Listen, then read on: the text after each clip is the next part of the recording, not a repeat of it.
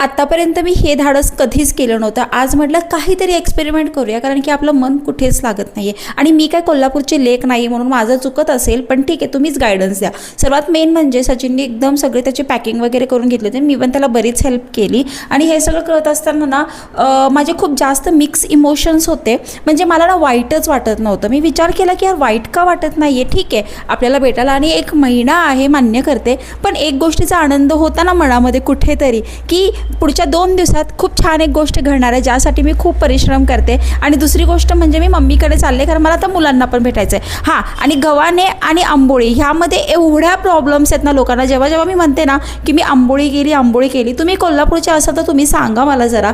कोल्हापूर भागामध्ये तांदळाच्या पिठात थोडंसं मीठ घालून, पाणी घालून, पातळ कालवून त्याला नॉनस्टिक पॅनमध्ये असं जेव्हा करतात दिरड्यासारखं, त्याला आंबोळीच म्हणतात ना. बरेच लोक मला म्हणतात की तुला कळत नाही का, आंबोळी आणि गव्हाणे हे 2 वेगळे प्रकार असतात. तू जे करतायस ते गव्हाणे आहे, ते डोसा आहे, असं काय काय बोलत आहे. मला हे आंबोळी म्हणून माहिती आहे बघा. तुम्हाला काय वाटते हे तुम्ही मला कमेंटमध्ये तुमच्या प्रतिक्रिया कळू शकता. कारण की मी बऱ्याच माझ्या जवळच्या मैत्रिणीला पण विचारलं की का गं ह्याला गव्हाणे म्हणतात का आंबोळी म्हणतात, काय चाललं काय. कारण मला ज्या गोष्टी सांगितल्या होत्या घरच्यांनी मी त्याच एक्सप्लेन करते की हे माझ्या घरात तरी आंबोळीच म्हणतात कोल्हापूर भागामध्ये. तुम्ही सांगा मला काय प्रकार आहे. दुसरी गोष्ट म्हणजे सचिनला बऱ्याच दिवसांपासून ना आंबोळी आणि बटाट्याची भाजी खायची होती. ते मग मी केली, कारण ज्यावेळेस मुलं असतात त्यावेळेस मी करत असते. पण मोस्टली सचिनला त्या गोष्टी भेटत नाही खायला, कारण तो हॉटेलमध्येच खातो. आणि आज आहे ना खरं तर माझ्या डोक्याचा भाजीपाला झाला होता.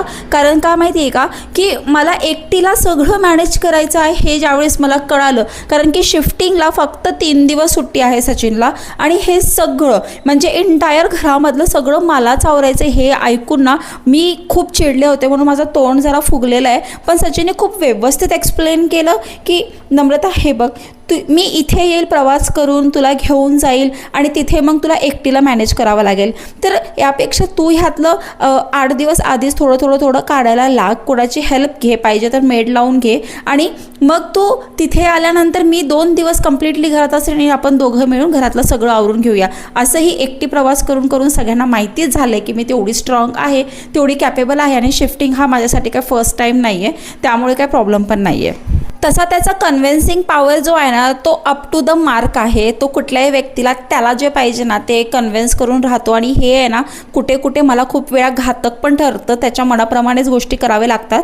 पण ठीक आहे, असू दे. त्याचाही प्लॅन मला ॲक्च्युली म्हणजे पटलेलाच आहे.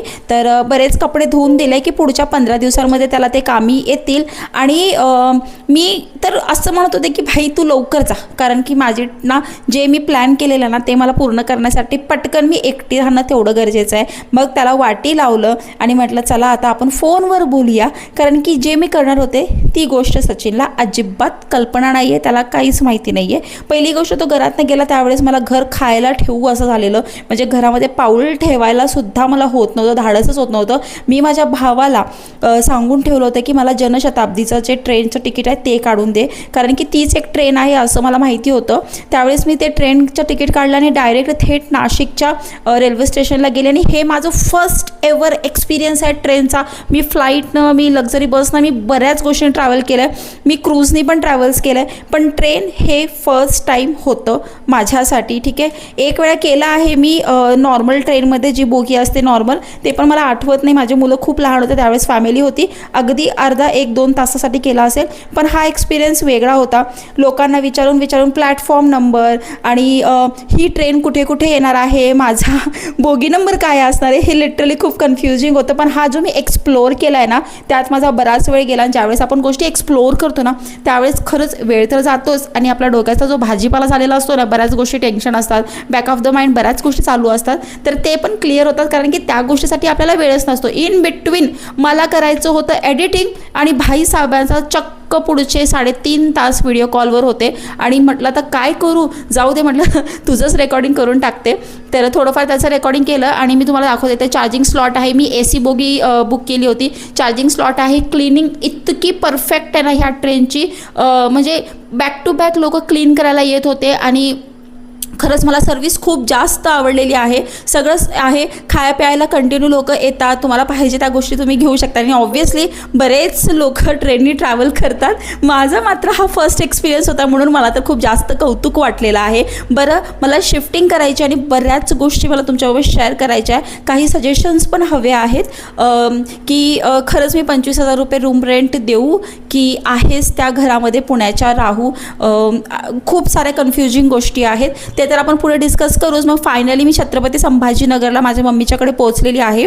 आणि बाय द वे मी तिथे चालली आहे ह्याचं एकमेव कारण म्हणजे मम्मीचं गर्भपिशवीचं ऑपरेशन आहे आणि ते काढणं एवढं गरजेचं झालं आहे की मागच्या 3 महिन्यापासून थोडं प्रॉब्लेम चालू आहे तिला, म्हणजे पिरियड थांबत नाही आहे आणि ऑब्व्हियसली आता मोनोपॉज आहे आणि बऱ्याच गोष्टी त्या दुर्लक्ष करतात नाही का या एजमध्ये बायका. आणि असं करू नये ॲक्च्युली. जर कोणाला प्रॉब्लेम असेल तर त्यांनी प्लीज दवाखान्यात दाखवत जावं. तर दुसरी गोष्ट म्हणजे मी आता ऑटोमध्ये बसले आणि पाठीमागं बसले, लिटरली अजिबात मला हालायला पण जागा नव्हती, पण कशी तरी बसले. 50 रुपये देऊन फायनली मी माझ्या गल्लीमध्ये पोहोचलेली आहे. विशेष म्हणजे आज ज्यावेळेस मी व्हिडिओ कॉल केला होता सचिनला तर तो शॉक झाला की मी ट्रेनमध्ये आहे. आणि दुसरी गोष्ट म्हणजे माझे मुलं शॉक होणार होते कारण त्यांना अजिबात कल्पना नव्हती की मी येते. तर वैष्णवी तेवढी अंडरस्टँडिंग आहे त्यामुळे तिचं काय नाही, परंतु ज्यावेळेस मी फ्युचरला भेटले he was so so so shock. आणि मला ॲक्च्युली त्याचे ते हे रिॲक्शन खूप आवडले. म्हणजे त्यांनी ना मला मिठी जी मारली ना ती तो सोडायलाच तयार नव्हता. तो खूप खुश झाला होता. तर उद्याचा व्हिडिओ ना मंडळी खूप खूप खूप भारी असणार आहे. तर मला माहिती आहे की तुम्ही रोज वाट बघतात आणि मी रोज व्हिडिओ देत नाही, पण मी नक्कीच प्रयत्न करेल की रोज व्हिडिओ द्यायचे. आणि आता हा मुलं जाणार आहे पुन्हा नाशिकला, त्यामुळे मामाला आता जरा जास्तच प्रेम आलेलं आहे मुलांवरती, पण इट्स ओके. पुणे आणि छत्रपती संभाजीनगर असं काय फार लांब नाही आहे म्हणून मी कधी सुट्टी असते तर नक्कीच जायचं. चलो बाय.